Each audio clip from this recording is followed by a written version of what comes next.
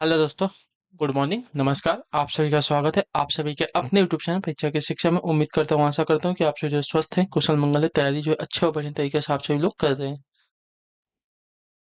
Class में first time आए हैं, पहली बार आए हैं, नए हैं, सभी को बता दिए कि हमारे चैनल पे जो है आपकी बीएड एंट्रेंस एग्जाम 2026 की आपकी तैयारी चाहते हो रेगुलर डेली बेसिस पे करवाई जाए, तो जिसे भी तैयारी पूरी करनी है या 2026 में जो भी छात्र बीएड करने की सोच रहे हैं, क्या करेंगे, चैनल को सब्सक्राइब करके आप लोग हमारे साथ जुड़ जाएंगे। ठीक है, क्लास का समय देखिए इंपॉर्टेंट है। जीके जीएस की जो है सुबह 10 बजे, रीजनिंग की जो दोपहर को 1 बजे और हिंदी की जो है रात को 8 बजे आप सभी को देखने को मिलता है। तो आप सभी को इसी टाइम पर क्लास से जुड़ के तैयारी को पूरा और कंप्लीट करना है। ठीक है, नीचे डिस्क्रिप्शन में आपको इंस्टाग्राम टेलीग्राम का लिंक मिलेगा, तो इंस्टाग्राम पे आप लोग हमें फॉलो कर लेंगे, टेलीग्राम चैनल को ज्वाइन करेंगे। टेलीग्राम पे डेली बेसिस पे क्लास का अपडेट और आपको एग्जाम का अपडेट है आपको देखने को मिलेगा, साथ ही जो क्लास का पीडीएफ है आपको देखने को मिल जाएगा। ठीक है, तो चलिए क्लास स्टार्ट करें बिना किसी देरी के। एक एक क्वेश्चन आपके एग्जाम के लिए बहुत ही और ध्यान से क्वेश्चन को देखेंगे, समझेंगे, फिर उसका उत्तर देने की कोशिश करेंगे। क्लास स्टार्ट करने से पहले जिसने अभी तक क्लास को लाइक नहीं किया, लाइक करेंगे, शेयर नहीं किया तो शेयर करेंगे, और जिसने अभी तक चैनल को सब्सक्राइब नहीं किया, चैनल को सब्सक्राइब कर लेंगे। ठीक है, पहला क्वेश्चन आपके सामने दिएगा, भारतीय रिजर्व बैंक का मुख्यालय कहाँ स्थित है?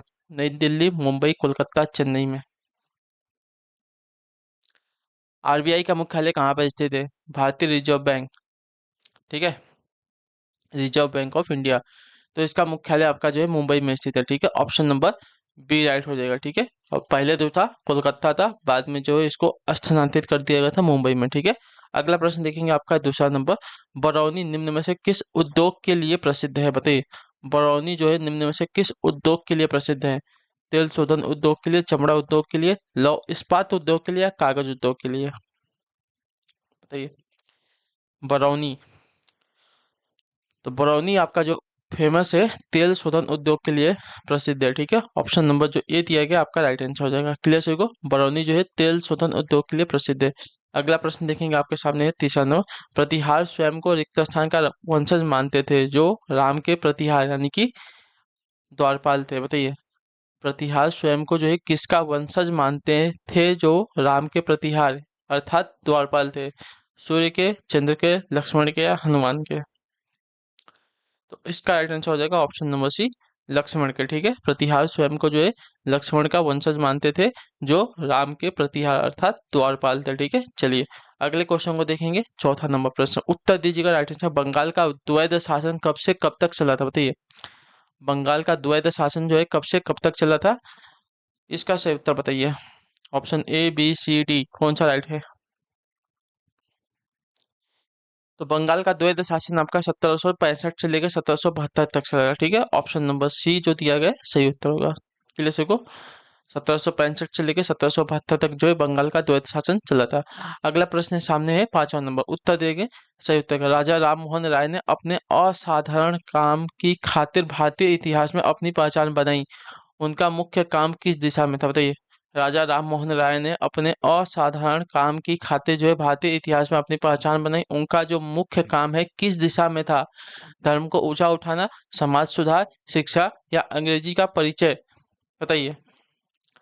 तो इनका जो है मुख्य काम था साथियों समाज सुधार में। ऑप्शन नंबर जो बी दिया गया आपका राइट आंसर होगा। ठीक है, राजा राम मोहन राय ने अपने असाधारण काम की खातिर जो है भारतीय इतिहास में अपनी पहचान बनाई, उनका मुख्य जो काम है समाज सुधार की दिशा में था। ठीक है, चलिए तो ऑप्शन नंबर बी राइट होगा। अगला प्रश्न देखेंगे छठा नंबर, अब तक लोकसभा में प्रस्तुत अविश्वास प्रस्ताव सर्वाधिक कितनी बार जो है प्रधानमंत्री की सरकार के खिलाफ रखे गए हैं? बताइए, अब तक लोकसभा में प्रस्तुत अविश्वास प्रस्ताव सर्वाधिक जो है किस सर्वाधिक बार जो है किस प्रधानमंत्री की सरकार के खिलाफ रखे गए हैं? जवाहरलाल नेहरू, लाल बहादुर शास्त्री, इंदिरा गांधी, या अटल बिहारी वाजपेयी? तो इसका राइट आंसर हो जाएगा इंदिरा गांधी सरकार के। ठीक है, ऑप्शन नंबर सी राइट होगा। क्लियर जो अब तक लोकसभा में प्रस्तुत अविश्वास प्रस्ताव जो है सर्वाधिक बार जो है इंदिरा गांधी प्रधानमंत्री की सरकार के खिलाफ जो है रखे गए थे। ठीक है, चलिए तो ऑप्शन नंबर सी हमारा राइट हो जाएगा, इंदिरा गांधी प्रधानमंत्री सरकार के खिलाफ। सातवां नंबर प्रश्न आपके सामने देखिए, क्या पूछा गया, निम्नलिखित में से किस भाषा को जो है भारतीय संविधान की 8वीं अनुसूची में शामिल नहीं किया गया है? असमिया को, बोडो को, मणिपुरी को, या मिजो को? बताइए।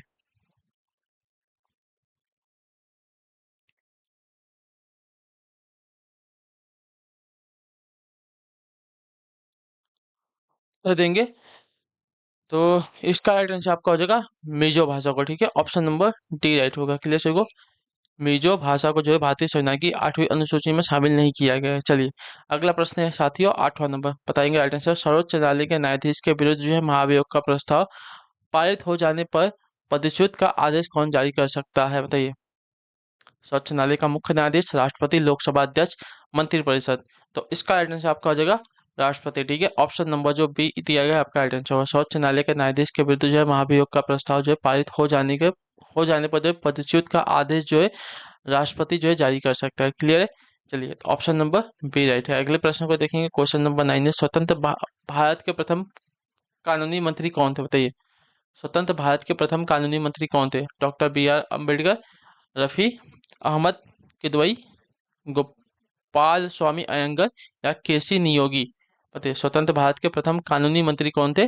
तो प्रथम भारत के कानूनी मंत्री आपके थे यहाँ पे doctor B are Ambedkar. Option number जो ए दिया गया है सही उत्तर होगा। ठीक है, क्लियर है। प्रथम कानूनी मंत्री आपके डॉक्टर बी आर अम्बेडकर थे स्वतंत्र भारत के। क्वेश्चन नंबर 10 आपके सामने, ध्यान से देखिएगा। न्यायिक पुनर्विलोकन का अधिकार किसे, बताइए। न्यायिक पुनर्विलोकन का अधिकार किसे है? तो न्यायिक पुनर्विलोकन का अधिकार जो है उच्चतम न्यायालय को है। ठीक है, याद रखिएगा ऑप्शन नंबर बी राइट होगा। क्लियर सभी को। चलिए अगले क्वेश्चन को देखेंगे, आपका 11 नंबर उत्तर दीजिएगा। सार्वजनीन यानी कि सार्वभौमिक वयस्क मताधिकार दर्शाता है कि भारत एक ऐसा देश है जो है क्या? लोकतांत्रिक है, प्रभुत्व संपन्न है, धर्मनिरपेक्ष है या समाजवादी है, बताइए। सार्वजनीन यानी कि सार्वभौमिक वयस्क मताधिकार दर्शाता है कि भारत एक ऐसा देश है जो है क्या? तो जो है आपका एक लोकतांत्रिक देश। ठीक है, ऑप्शन नंबर जो ए दिया गया आपका राइट आंसर हो जाएगा। क्लियर सभी को इसके बारे में। चलिए अगले क्वेश्चन को देखेंगे, आपका 12 नंबर उत्तर दीजिएगा। निम्नलिखित में से किस प्राकृतिक प्रदेश को विश्व का चिड़ियाघर के नाम से जो है जाना जाता है, बताइए। विश्व के चिड़ियाघर के नाम से किस प्राकृतिक देश को जाना जाता है? तो इसका सही उत्तर आपका हो जा सकते हो सवाना प्रदेश को। ठीक है, ऑप्शन नंबर बी राइट होगा। ठीक है, सवाना प्रदेश को जो है विश्व का चिड़ियाघर के नाम से भी जो है जाना जाता है। तो ऑप्शन नंबर बी हमारा राइट होगा। अगला प्रश्न देखेंगे, आपका है 13 नंबर। भारत में सबसे अधिक कृषि भूमि का फसल के अंतर्गत है, बताइए। भारत में सबसे अधिक कृषि भूमि किस फसल के अंतर्गत आती है? चावल के, गेहूं के, मक्का के, कपास के। तो इसका राइट आंसर आपका हो जाएगा साथ यहाँ पे चावल राइट हो जाएगा। ठीक है, ऑप्शन नंबर जो ए दिया गया आपका राइट आंसर होगा। ठीक है, भारत में सबसे अधिक कृषि भूमि जो है चावल फसल के अंतर्गत आती है। ठीक है, चलिए अगला प्रश्न देखेंगे, आपके सामने 14 नंबर प्रश्न। निम्नलिखित में से किसे मतलब किस जिले में कॉफी का अधिक उत्पादन होता है, बताइए। निम्नलिखित में से किस जिले में कॉफी का अधिक उत्पादन होता है? कुर्ग, मैसूर, हुगली, बेल्लारी, बताइए। इसका राइट आंसर हो जाएगा कुर्ग में। ठीक है, ऑप्शन नंबर जो ए दिया गया आपका सही उत्तर होगा। ठीक है, कुर्ग जिले में कॉफी का अधिक उत्पादन होता है, इतना याद रखेंगे। ठीक है, चलिए अगले क्वेश्चन को देखेंगे, आपके सामने 15 नंबर। लेकोलिथ संबंधित है किससे, बताइए। ज्वालामुखी से, भूकंप से, पर्वत निर्माण से, महाद्वीपीय प्रवाह से, बताइए। लेकोलिथ संबंधित है किससे? तो लेकोलिथ का संबंध आपका हो जाएगा साथियों ज्वालामुखी से। ऑप्शन नंबर जो ए दिया गया है आपका सही उत्तर होगा। ठीक है, लेकोलिथ संबंधित है आपका ज्वालामुखी से। अगले क्वेश्चन को देखेंगे, आपका 16 में। भारत में खाना पकाने के लिए विश्व की सबसे बड़ी सौर वाष्प प्रणाली कहाँ स्थापित की गई है?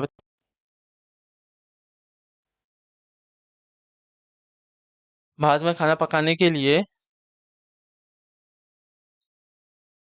विश्व की सबसे बड़ी सौर वाष्प प्रणाली जो है कहाँ पर स्थापित की गई है? इसका उत्तर दीजिए साथियों।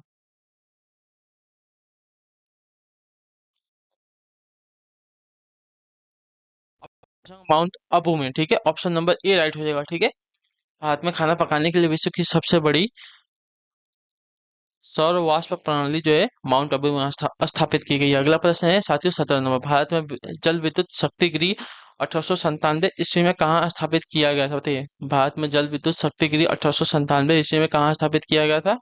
तो इसका सही उत्तर आपका हो जाएगा साथियों दार्जिलिंग में। ठीक है, ऑप्शन नंबर बी राइट होगा। ठीक है, भारत में जल विद्युत शक्ति गृह 1897 ईस्वी में जो है दार्जिलिंग में स्थापित किया गया था। अगला प्रश्न है साथियों आपका 18 नंबर। उत्तर देंगे, भारत में सर्वप्रथम पत्र मुद्रा का चलन कब प्रारंभ हुआ था, बताइए। भारत में सर्वप्रथम पत्र मुद्रा का चलन जो है कब प्रारंभ हुआ था? तो ये आपका प्रारंभ हुआ था साथियों 1806 ईस्वी में। ठीक है, ऑप्शन नंबर डी राइट होगा। भारत में सर्वप्रथम पत्र मुद्रा का चलन आपका 1806 ईस्वी में प्रारंभ हुआ था। अगले क्वेश्चन को देखेंगे, आपके सामने 19 नंबर। उत्तर दीजिएगा राइट आंसर होगा। न्यूनतम जनसंख्या घनत्व वाला महाद्वीप कौन सा है? यूरोप है, अफ्रीका है, या एशिया है, या ऑस्ट्रेलिया, बताइए। न्यूनतम जनसंख्या घनत्व वाला महाद्वीप कौन सा है? तो इसका सही उत्तर आपका हो जाएगा ऑस्ट्रेलिया है। ठीक है, यहाँ पे बहुत जगह है। ठीक है, तो ऑप्शन नंबर जो डी दिएगा आपका राइट आंसर होगा। तो न्यूनतम जनसंख्या घनत्व वाला महाद्वीप आपका ऑस्ट्रेलिया हो जाएगा। ठीक है, 20 नंबर उत्तर देने की कोशिश करें। भारत की सबसे लंबी नदी जिसका उद्गम तथा मुहाना दोनों भारतीय क्षेत्र में स्थित है, कौन सी है बताइए? भारत की सबसे लंबी नदी जिसका उद्गम और मुहाना दोनों भारतीय क्षेत्र में हुआ कौन सा है? देखिए, बताइए। गंगा नदी तो नहीं होगा, ठीक है, क्योंकि गंगा नदी का उद्गम जो है भारत में, लेकिन जो इसका मुहाना है भारत में नहीं है। गोदावरी नदी का जो है सही उत्तर हो जाएगा। ठीक है, ऑप्शन नंबर बी राइट होगा। ठीक है, गोदावरी नदी का जो उद्गम है भारत में है और उसका मुहाना भी जो है भारत में ही है। ठीक है, चलिए अगले क्वेश्चन को देखेंगे साथियों। 21 नंबर, पृथ्वी के धरातल से ऊपर की ओर वायुमंडल के विभिन्न स्तरों का सही अनुक्रम क्या है बताइए? पृथ्वी के धरातल से ऊपर की ओर वायुमंडल के विभिन्न स्तरों का सही अनुक्रम हमें बताना है। ठीक है, तो देखिए, क्षोभ मंडल पहले, उसके बाद समताप मंडल, फिर मध्य मंडल, फिर आयन मंडल। ठीक है, ये आपका राइट आंसर होगा। पृथ्वी के धरातल से ऊपर की ओर मंडल का सही विभिन्न स्तर आपका हो जाएगा। तो पहले आपका क्षोभ मंडल आएगा, फिर ताप मंडल आएगा, फिर मध्य मंडल आएगा, फिर आपका आयन मंडल आएगा। ठीक है, चलिए तो ऑप्शन नंबर सी सही उत्तर। अगला क्वेश्चन आपका 22 है। 22 नंबर, किसने एक तरफ जो है संस्कृत मुद्रा लेख के साथ जो है चांदी के सिक्के निर्गत किए थे? किसने जो है एक तरफ संस्कृत मुद्रा लेख के साथ जो है चांदी के सिक्के निर्गत किए थे? मोहम्मद बिन कासिम ने, महमूद गजनवी ने, शेरशाह ने, या अकबर ने?